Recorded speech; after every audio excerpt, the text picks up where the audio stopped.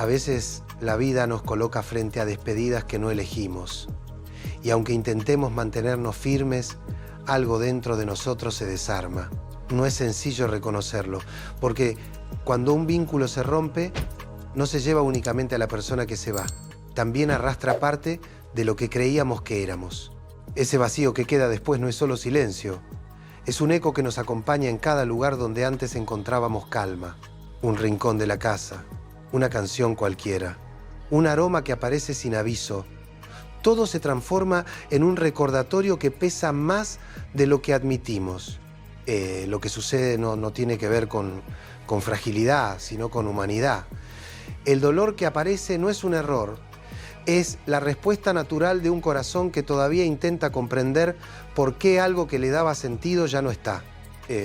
Nuestro cerebro tampoco ayuda demasiado. Registra cada gesto, cada palabra, cada instante compartido como si fueran piezas de un rompecabezas emocional que construimos poco a poco. Y cuando ese rompecabezas se quiebra, la mente intenta volver una y otra vez a lo conocido, incluso cuando lo conocido hace daño. No es extraño que cuestione su propia fortaleza quien atraviesa una ruptura. Muchas veces creemos que superar debería ser rápido, casi automático, como si existiera una fórmula para apagar recuerdos.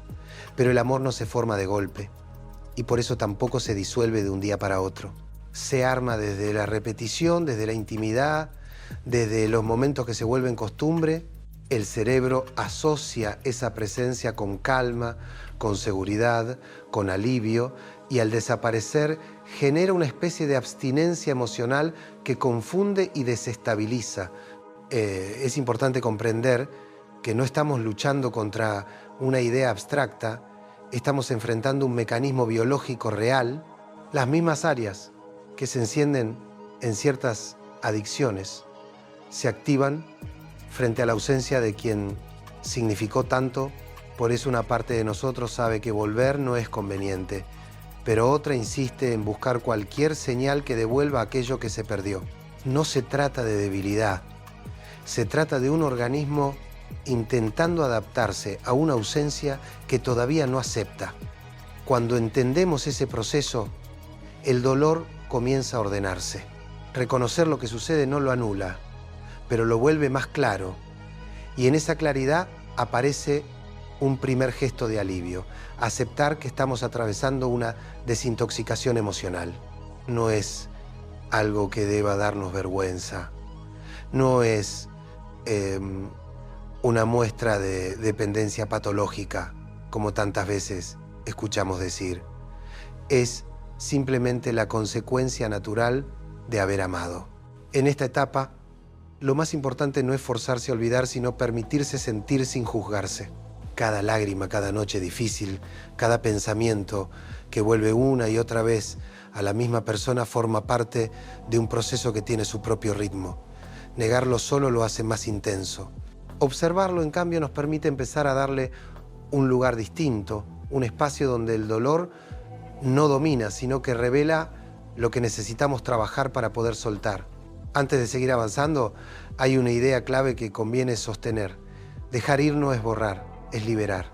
Liberar expectativas que ya no pueden cumplirse, liberar proyectos que quedaron en pausa, liberar la imagen de quien fue importante pero hoy no encaja en nuestro presente.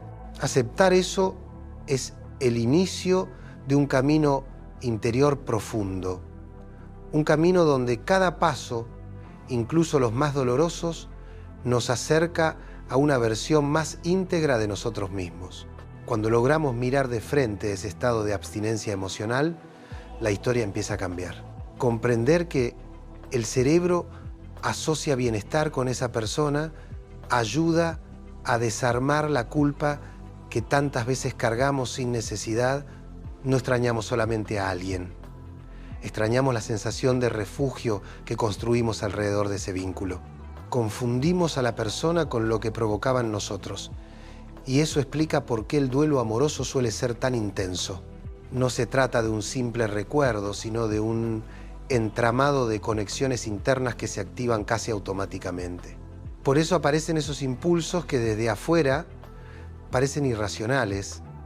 Revisar conversaciones antiguas, volver a mirar fotos, buscar excusas para coincidir, reconstruir escenas que ya no existen. Son intentos desesperados de recuperar esa química emocional que ahora falta. Y aunque sepamos que no es sano insistir en lo que se rompió, hay una parte inconsciente que insiste en regresar a la fuente de placer conocida, aun cuando esa fuente ya no nos ofrece nada bueno. Esa contradicción interna es la que más agota. Sin embargo, el mismo cerebro que genera esa dependencia tiene la capacidad de transformarse. Esa es la clave que muchos desconocen. Lo que fue aprendido también puede desaprenderse. El corazón no se restaura por voluntad pura, pero la repetición de nuevas experiencias permite que el sistema emocional encuentre otros caminos para sentir calma, seguridad y alegría. Cuando aceptamos esto, dejamos de pelear contra el dolor y empezamos a acompañarlo. La reconstrucción comienza por permitir que el malestar exista sin esconderlo. No hace falta negarlo ni disfrazarlo. Cada emoción que aparece trae información valiosa. Muestra qué heridas quedaron abiertas, qué necesidades no atendimos, qué miedos se reavivaron con la despedida. Cuando dejamos de juzgarnos por sentir, aparece un tipo de alivio profundo, el que nace de la honestidad con uno mismo. Porque la verdad es que intentar anestesiar el dolor solo lo prolonga. A medida que avanzamos, llega un punto donde el proceso exige una forma más adulta de vínculo con uno mismo. Ese es el momento en que entendemos que soltar no es un acto frío, sino un acto de respeto propio. Dejar ir no implica renunciar al amor, implica renunciar a la insistencia, a la idea de que insistir puede traer de vuelta lo que ya terminó. Es un gesto íntimo que reconoce la dignidad y la necesidad de reconstrucción interior. Aquí aparece algo esencial: aprender a observar sin quedar atrapado. Muchas veces pensamos que sanar significa dejar de pensar en esa persona, cuando en realidad sanar significa que esos pensamientos dejan de dirigir nuestra vida. No se trata de que los recuerdos desaparezcan, sino de que pierdan fuerza, que se vuelvan un relato y no una herida abierta. Cuando podemos dar ese paso, la separación empieza a convertirse en un capítulo integrable dentro de nuestra historia emocional. Es en este punto donde la noción de desapego adquiere sentido real. No se trata de frialdad ni de distancia emocional, sino de restituir la libertad interior. Amar en libertad no es amar menos, es amar sin lastimarse. Durante mucho tiempo confundimos entrega con sacrificio, y eso distorsiona nuestra manera de relacionarnos.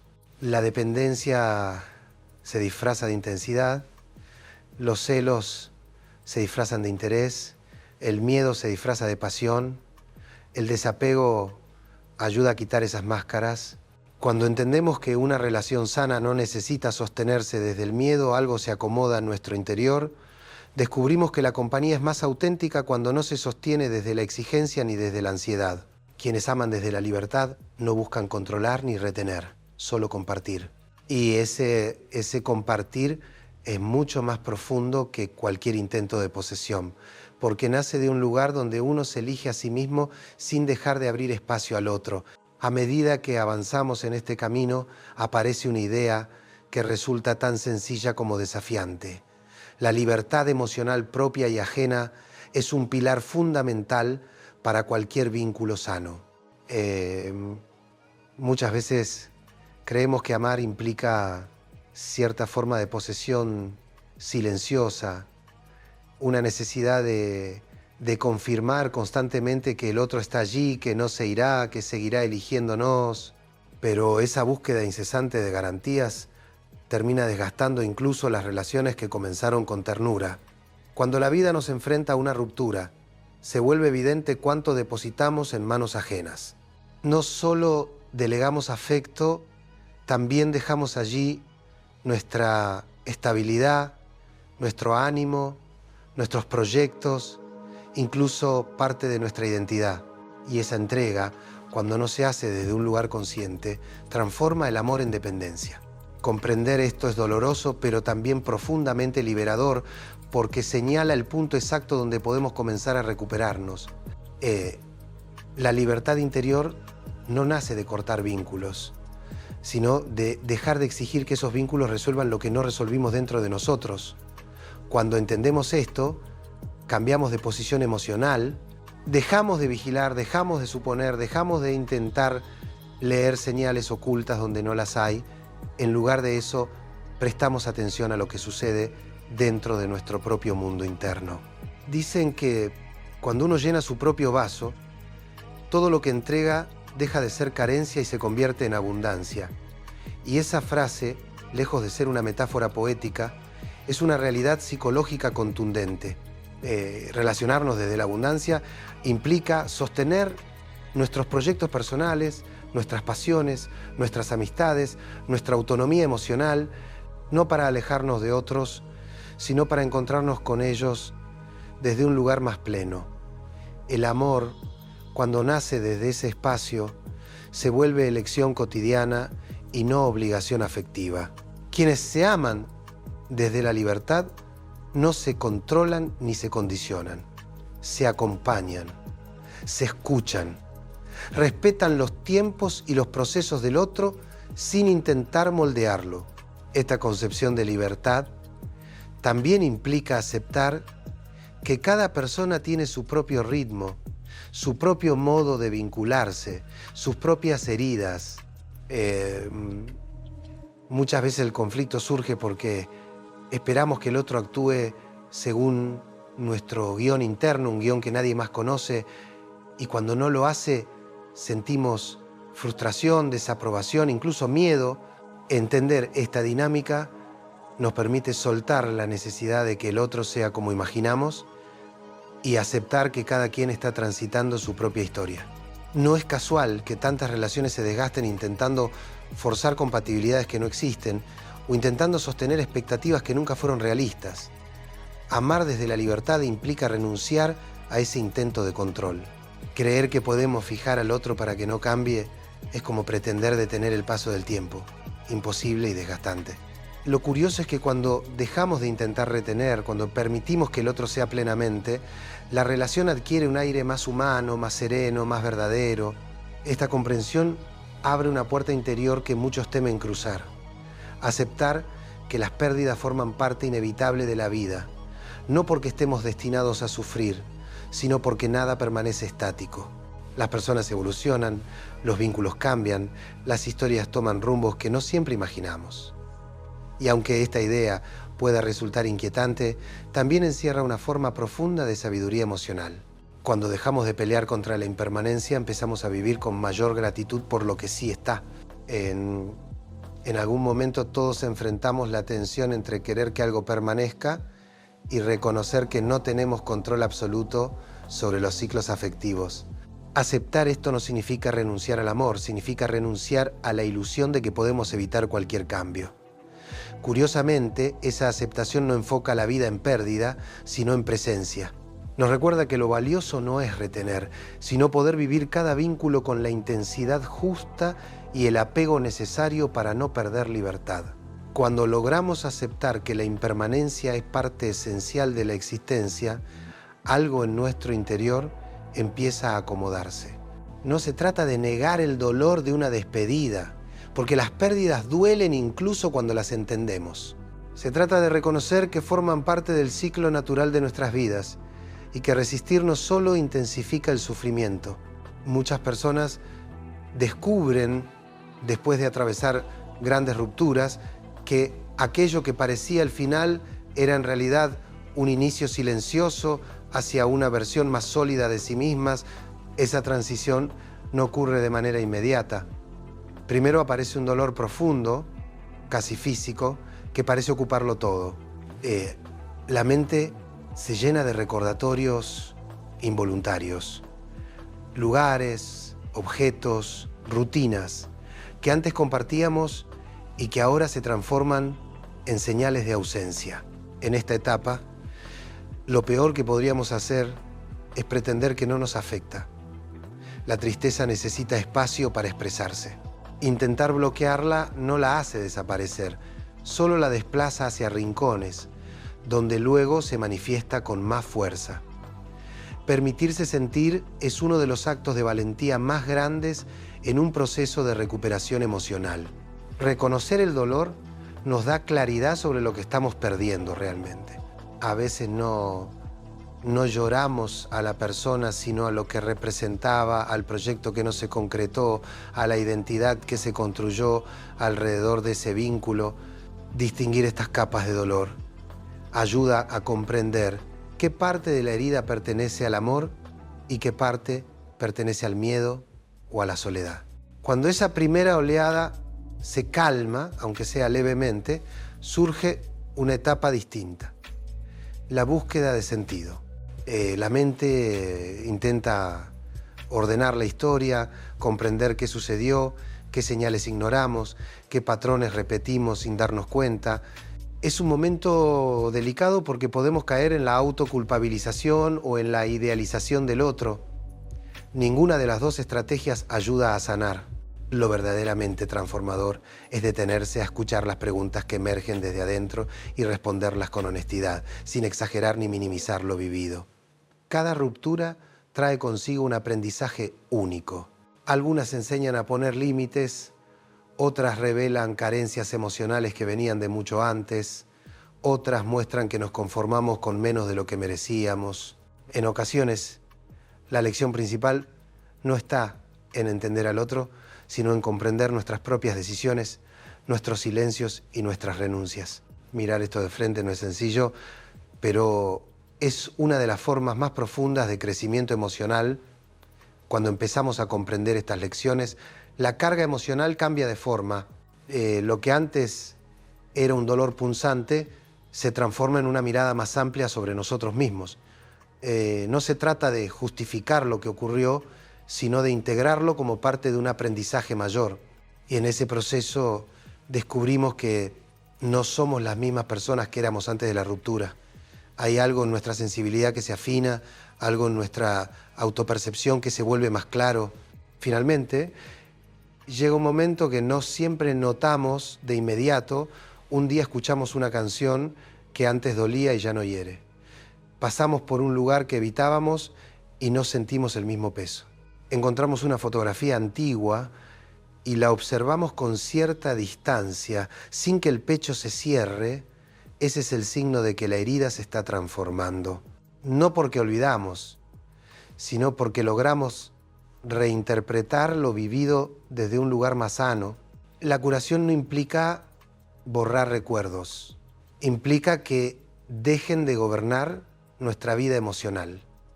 Cuando alcanzamos ese punto, algo en nuestro interior se expande. Aparece la sensación silenciosa de que seguimos adelante, de que la historia continúa, de que todavía hay capítulos por escribir. Y esa certeza, aunque llegue de forma suave, marca un antes y un después en el proceso de desapego. Es el momento en que entendemos que lo perdido no define nuestro futuro, apenas forma parte de nuestro camino. Cuando esa claridad comienza a asentarse, se abre paso a una etapa que muchas veces pasa desapercibida: el renacimiento emocional. No se trata de un estallido repentino de entusiasmo, sino de una transición discreta que aparece en pequeños gestos cotidianos. Una mañana despertamos con un poco más de calma, o descubrimos que la mente ya no gira alrededor de lo mismo, o sentimos curiosidad por algo nuevo que antes no teníamos energía para mirar. Esos detalles revelan que estamos recuperando territorio interno. A medida que avanzamos, comprendemos que la curación no exige negar la historia, sino darle un lugar correcto. Cada vínculo que formó parte de nuestra vida deja una huella. Y esas huellas no son un estorbo, son mapas internos que muestran por dónde caminamos, qué aprendimos y qué heridas todavía requieren cuidado. Cuando podemos leer esas marcas sin dolor desgarrador, sabemos que el proceso está llegando a un punto de integración. Es en este punto donde muchos descubren que el amor no se agota con una ruptura. Lo que cambia es la dirección hacia donde lo dirigimos. Primero vuelve hacia uno mismo, hacia esa parte que quedó golpeada, confundida o debilitada. Cuidar de esa zona herida se convierte en una forma silenciosa de reconstrucción. Es un trabajo íntimo, paciente, donde uno aprende a escucharse con una honestidad que antes no siempre estaba disponible. Con el tiempo aparece algo aún más profundo, la posibilidad real de construir vínculos nuevos desde un lugar distinto. No desde la urgencia, ni desde la necesidad, ni desde el miedo a repetir historias pasadas, sino desde una estructura emocional fortalecida. Cuando alguien atraviesa un proceso de desapego auténtico, se vuelve más consciente de sus límites, más selectivo con sus afectos y más coherente al elegir a quién abrir su mundo interno. Esa transformación no surge por casualidad. Nace del trabajo silencioso que realizamos en medio del dolor.